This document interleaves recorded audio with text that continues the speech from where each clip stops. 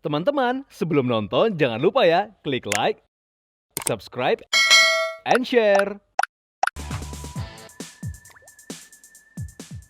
From the insight for your daily life to the recommendation for your style. And this is Daily Lifestyle.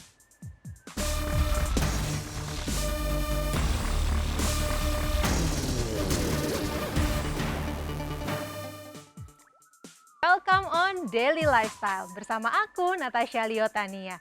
Viewers, apa kabar nih? Semoga dalam keadaan yang sehat ya, dan tentunya tetap semangat seperti aku yang gak bosan untuk share informasi menarik dari lifestyle dan fashion. Viewers, Wastra Indonesia tentu saja nggak ada habisnya nih. Kecantikan dan keanggunan wastra yang ada dibuat seapik mungkin oleh desainer tanah air yang justru membuat nilai wastra itu semakin tinggi. Nah, kali ini aku akan share informasi menarik dari batik Tembayat. Kira-kira apa sih batik Tembayat ini?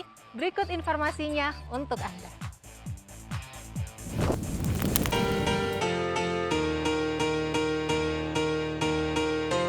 Keanekaragaman wastra tanah air tentunya menjadi hal yang harus terus kita lestarikan. Salah satunya wastra batik Tembayat. Sejak abad ke-17, Tembayat atau yang sekarang lebih dikenal dengan Bayat sudah merupakan daerah penghasil batik, mulai dari batik halus maupun batik sederhana, dengan proses pewarnaan yang dikenal dengan proses kelengan, yaitu proses warna yang hanya sekali celup.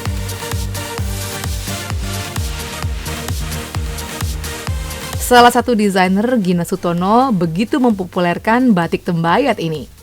Lantas seperti apa sih koleksi-koleksi dari batik Tembayat by Gina Sutono tersebut ya? Yuk langsung saja kita simak. Saya dengan Gina Sutono dari Batik Tembayat. Yuk viewers, kita lihat ada apa dan apa sih batik Tembayat itu? Yuk.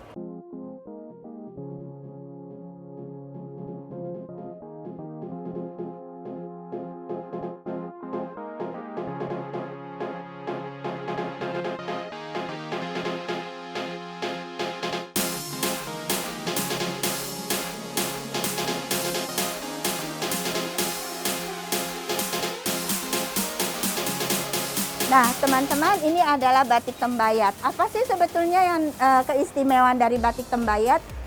Keistimewaan dari batik Tembayat ini adalah kalau teman-teman lihat, ini sebetulnya yang ditawarkan oleh batik Tembayat itu bukanlah batik halus. Loh, jadi batik apa dong? Jadi yang kami tawarkan itu adalah batik dengan pewarnaan alam, di mana asal dari batik ini adalah batikan yang sudah tidak halus lagi, yang dikerjakan oleh para sepuh di Desa Bayat, yang sudah ditolak oleh para juragan, bukan karena apa-apa, tapi karena memang kalau diproses untuk kepewarnaan kimia itu memang sudah tidak bisa dijual. Maka sejak 2007 saya masuk ke Desa Bayat dan saya mulai mengolah hasil batikan mbah-mbah ini melalui proses pewarnaan alam yang ternyata kalau kita lihat hasilnya, itu bisa menjadi salah satu pilihan di dalam kita mengenakan sebagai busana sehari-hari. Karena warnanya yang unik seperti ini, maka ini juga tidak memberikan kesan klasik yang kuno, tapi modern. Nah, selain itu, selain batik tulis ini juga, harapan kita adalah kita bisa meregenerasi di sana. Dan dalam perjalanan 15 tahun batik Tembayat, kita sudah berhasil meregenerasi beberapa orang di situ, ya. Nah, dengan membeli batik Tembayat itu berarti juga membantu kami untuk meregenerasi para generasi muda di Desa Bayat. Sebagai contoh, ini adalah Rati Ratu. Ini adalah motif klasik yang umum dan biasanya banyak kita dapati di Jogja maupun di Solo. Karena memang sebagian besar dari para pengrajin di Bayat itu lebih menjadi buruh di Solo. Nah, kalau kita lihat, ini titik-titik ini harusnya lebih halus dari yang sekarang. Nah, tapi karena memang Mbah sudah sepuh, maka menjadi lebih besar-besar dan kadang-kadang juga terjadi tetesan. Sebagai contoh, kebetulan ini saya bawa ya teman-teman viewers supaya bisa nih. Nah, jadi seperti inilah kira-kira batikan asli dari para sepuh itu. Kalau kita lihat ininya udah wes karu-karuan. Tapi di sini ada semangat yang luar biasa dari pembatik, di mana setiap helai itu dibuat dengan cinta, dengan dedikasi, tanpa memikirkan bayaran, tanpa memikirkan akan kemana batik ini. Atas dasar itulah maka saya menyatukan diri dengan mereka untuk membantu bagaimana mengolah batikan-batikan ini menjadi sesuatu yang indah, yang bisa ada diterima oleh pasar.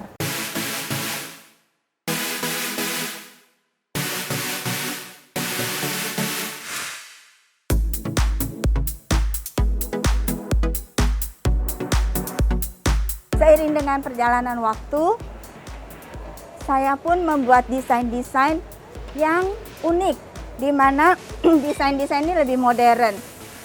Mengapa saya membuat desain ini? Karena saya bertemu dengan seorang pemuda yang pada waktu itu pengangguran. Kemudian saya melihat bahwa kok dia sepertinya tertarik dengan proses membatik ini. Lalu saya menawarkan, kamu mau belajar membuat cap dan mengecap? Ternyata dia memang mau. Dan sejak itu dia belajar, dan yang saya ajarkan itu adalah membuat cap dengan menggunakan karton. Kenapa menggunakan karton? Karena imajinasi kita itu seringkali cepat ya, cepat, dan ide itu banyak sekali. Kalau kita berpola pada proses pembuatan cap dengan menggunakan kopel atau tembaga, itu memerlukan investasi yang cukup besar. Dan juga seringkali itu memerlukan waktu di dalam pembuatannya. Maka saya mengembangkan metode pengecapan dengan menggunakan karton ini, dan inilah hasilnya. Ini saya terinspirasi dari motif tradisional yang ada, yaitu garis dan gedek. Nah, ada juga motif lain, yaitu ini. Ini saya terinspirasi dari sashiko, yaitu seni dari menjahit Jepang, di mana itu juga menjadi salah satu desain yang saya sukai terhadap sashiko. Impian saya adalah saya ingin teknik membatik ini bisa sepopuler sashiko, di mana seluruh dunia mengenal sashiko dan seluruh dunia mengenal batik. Itu. Nah, viewers, itulah sekilas tentang batik Tembayat. Semoga apa yang sudah kami rintis, kami kerjakan, ini hanyalah sebagian kecil dari apa yang bisa kita lakukan untuk wastra Indonesia. Betul-betul batik Tembayat hanyalah sebagian kecil. Harapan saya adalah semakin banyak para anak-anak muda yang mau bergerak dan mengembangkan batik di Nusantara ini, khususnya juga untuk pewarnaan alam.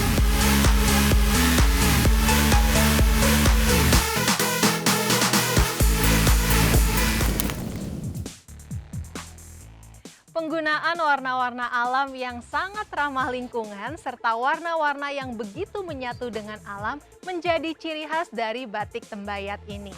Well viewers, selanjutnya aku juga masih punya satu informasi menarik lainnya. Masih dari wastra, namun kali ini wastra yang dibuat di tangan desainer muda berbakat Putro Ramadan. Kira-kira kayak apa ya koleksi fashion dari Putro Ramadan ini? Berikut informasinya untuk Anda.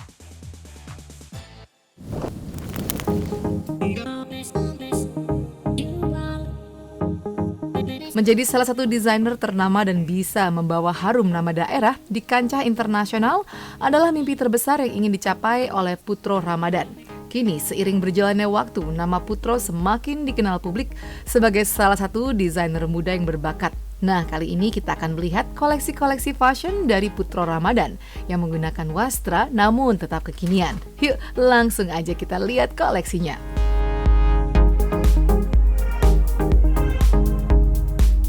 Hai viewers, saya Putro Ramadan, fashion designer dari warisan budaya Indonesia, khususnya anak muda.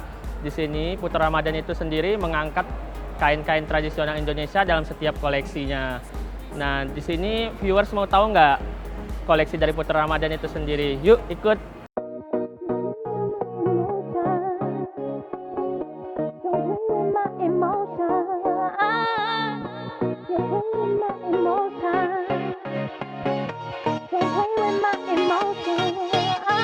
Oke viewers, di sini salah satu koleksi dari Putra Ramadan. Ini ada outer yang yang gunain kain tradisional Indonesia, yaitu tenun NTT. Ini tenun boti dari Nusa Tenggara Timur. Di sini Putra kombinasiin dengan bahan linen sehingga menjadi lebih muda, nggak terlalu tua banget kesannya kalau kita pakai tenun itu. Ini lagi ada salah satu koleksi dari Putra Ramadan warna merah. Di sini menggunakan kain tenun dari Indramayu. Nah, di sini Putra kasih detail dari di belakangnya ada anyam gitu. Ini buat mempercantik dari tampilan busananya itu sendiri.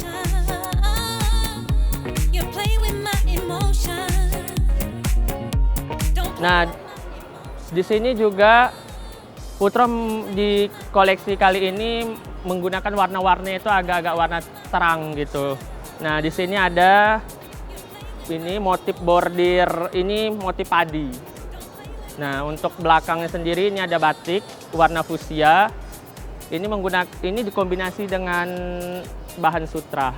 Ini santung silk. Di sini contohnya koleksi-koleksi dari Putra Ramadan. Di sini Putra Ramadan itu menggunakan kain tradisional di setiap koleksinya. Nah, berharap untuk kain tradisional itu sendiri itu tidak terlalu terkesan tua gitu. Jadi selalu Putra kombinasi dengan kain-kain lainnya. Ciri khas Putra Ramadan itu sendiri itu selalu dalam setiap look atau busana itu selalu mengkombinasi berbagai macam kain dan motif atau warna. Bisa dilihat dari setiap koleksi Putra Ramadan itu selalu menggunakan minimal 2 jenis kain. Putra Ramadan berharap untuk kaum milenial itu berani dan bangga menggunakan kain-kain tradisional Indonesia ya khususnya. Maka dari itu Putra Ramadan sendiri bagaimana caranya mengemas kain-kain tradisional kita khusus Indonesia itu kan sangat beragam. Nah, gimana caranya nih anak muda tuh berani dan bangga gitu memakai kain tradisional Indonesia dengan cara desainnya itu sendiri tuh harus juga milenial. Jadi tidak monoton satu look itu menggunakan satu bahan yang sama karena itu mungkin mereka tidak pede ya memakainya atau terlihat lebih tua gitu. Jadi Putra Ramadan sendiri selalu mengkombinasikan setiap kain tradisional kita itu dengan berbagai macam bahan, warna dan motif. Nah, hi viewers, nah ini tadi koleksi yang agak-agak terang nih. Sekarang kita mari lihat untuk koleksi yang lebih softnya. Di sini Putra Ramadan menggunakan batik dari Jogja. Itu Putra Ramadan tetap tadi dengan ciri khasnya selalu mengkombinasi satu baju itu dengan berbagai macam motif, bahan, dan warna. Nah, di sini Putra Ramadan mengkombinasi antara motif batik satu, di badannya juga beda. Di belakang juga gunain kain lain yang berbeda juga.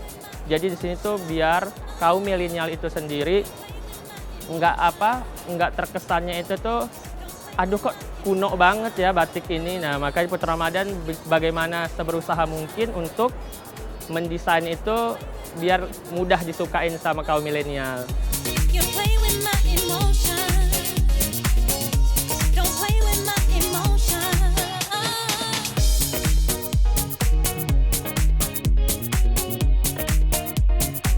Nah viewers, itu tadi koleksi dari Putra Ramadan. Nah, untuk harapannya buat kaum milenial supaya lebih bangga dan berani untuk menunjukkan jati diri kita sebagai bangsa Indonesia dengan memakai baju atau buatan dari desainer asli Indonesia itu sendiri, tentunya dengan wastra-wastra yang kita punya.